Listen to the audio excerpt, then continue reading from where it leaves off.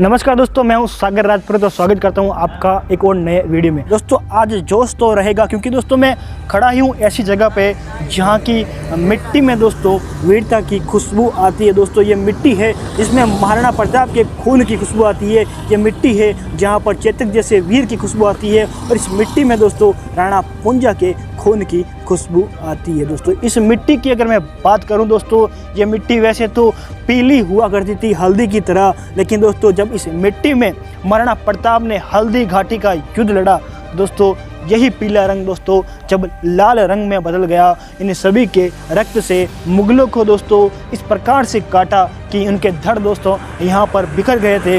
और महाराणा प्रताप ने दोस्तों इतिहास में दोस्तों हल्दी घाटी जैसा एक भयानक युद्ध लड़ा था। दोस्तों ये पीली मिट्टी दोस्तों आप अगर ऊपर पहाड़ तक देख रहे हो, वैसे तो दोस्तों इसका नाम हल्दी घाटी है और यहाँ पर हल्दी जैसा पीले रंग की मिट्टी होती है। लेकिन दोस्तों जब मैं बात करता हूँ 18 जून 1576 की, तब दोस्तों इस मिट्टी का रंग पीला नहीं दोस्तों लाल हो गया था। आज मैं दोस्तों इसी वीर माटी पर खड़ा हूँ, आप देख रहे हैं मेरे पीछे हल्दी घाटी। और अगर इस जगह की मैं बात करूँ तो इतिहास लिखा है दोस्तों महाराणा प्रताप जी का।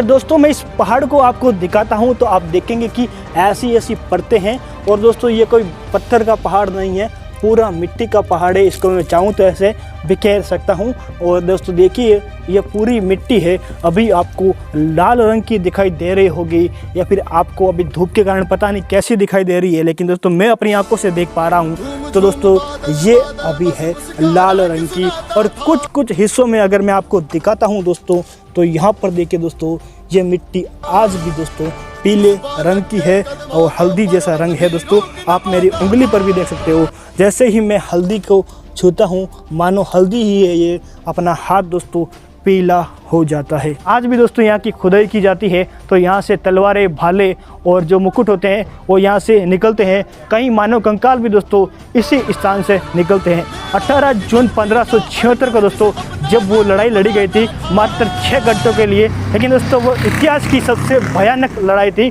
और जब भी इतिहास में युद्ध की बात करते हैं तो हल्दी घाटी युद्ध का नाम दोस्तों सर्वप्रथम आता है। महाराणा प्रताप जी ने दोस्तों अपनी वीरता का परिचय देते हुए महान राजा अकबर जो पूरे भारत को लगभग दोस्तों अपने अधीन कर चुका था, लेकिन दोस्तों एकमात्र राज्य मेवाड़ जिसको वो कभी भी गुलाम नहीं बना सकता। और जब तक महाराणा प्रताप अपने जीवन में जीवित थे उस समय तक दोस्तों महाराणा प्रताप के होते हुए अकबर की ऐसी हिम्मत नहीं थी कि वो महाराणा प्रताप को झुकाकर इस स्थान को दोस्तों अपने अधीन कर सके। और इस स्थान पर दोस्तों उन्होंने युद्ध लड़ना स्वीकार किया, लेकिन दोस्तों अपने स्वाभिमान को कम नहीं होने दिया। तब दोस्तों कन्हैयालाल सेठिया ने कुछ पंक्तियाँ लिखी है जो उस समय पृथ्वीराज ने महाराणा प्रताप जी को लिखी थी कि मैं आज सुनी है कि चातकड़ो धरती रो पानी पीवेला, हाथी कुकर की ज़िंदगी जिएगा यानी कि कुत्ते की ज़िंदगी जिएगा। मैं आज सुनी है कि जो शेर है वो सियालों के साथ सोएगा, और ऐसा कभी हो नहीं सकता।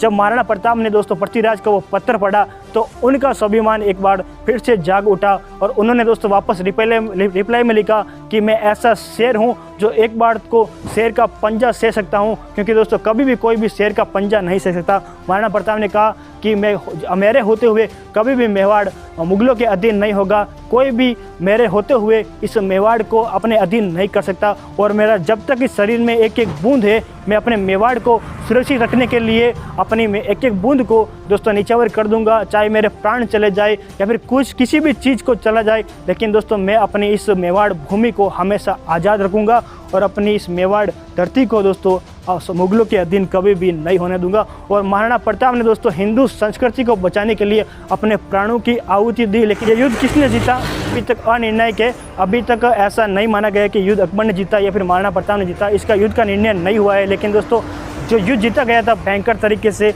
उसमें दोस्तों ऐसे इतिहासकार मानते हैं कि इसमें जीत दोस्तों महाराणा प्रताप की ही हुई थी, क्योंकि ना तो अकबर दोस्तों इस मेवाड़ पर अपना राज्य स्थापित कभी जीवन में कर पाया, ना ही दोस्तों उसने कुंभलगढ़ दुर्ग में अपना राज्य कायम किया, और ना ही दोस्तों वो महाराणा प्रताप को छू भी पाया। तो इस हिसाब से दोस्तों अगर हम बात करें तो हल्दी घाटी युद्ध था वो महाराणा प्रताप ने जीता था। अकबर की इतनी हिम्मत नहीं थी कि वो महाराणा प्रताप के सामने आकर खड़ा भी हो, क्योंकि दोस्तों अकबर जो था अपने सेनापति को महाराणा प्रताप के पास भेजता था, लेकिन खुद की उसकी हिम्मत नहीं कभी नहीं हुई ज़िंदगी में कि वो महाराणा प्रताप के सामने आकर खड़ा भी हो जाए। ये थे दोस्तों हमारे मेवाड़ के महाराणा प्रताप जी, जिनका दोस्तों मैं आज बखान हल्दी घाटी में खड़े होकर कर रहा हूँ।